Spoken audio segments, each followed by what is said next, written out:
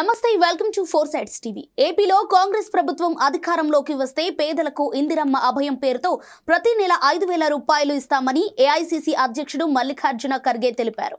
అనంతపురం జిల్లా కేంద్రంలో న్యాయ సాధన సభ పేరుతో కాంగ్రెస్ ఎన్నికల ప్రచారం మొదలుపెడుతూ ఆయన ఈ వ్యాఖ్యలు చేశారు. ఆంధ్రప్రదేశ్ ప్రజలకు 10 ఏళ్లుగా అన్యాయం జరిగిందన్నారు.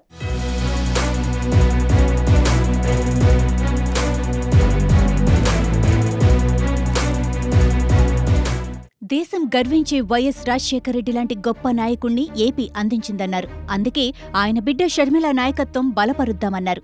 దేశానికి మోడీ చేసిందేమీ లేదన్నారు.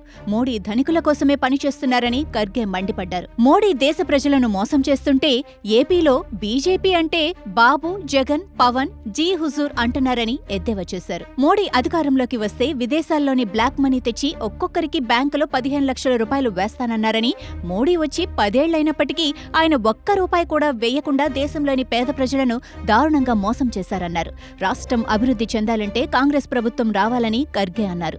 బీజేపీ హయాంలో దేశానికి, రాజ్యాంగానికి ముప్పు వాటిల్లిందన్నారు. నియంత పాలనలో దేశ ఆర్థిక పరిస్థితి దారుణంగా తయారైందన్నారు.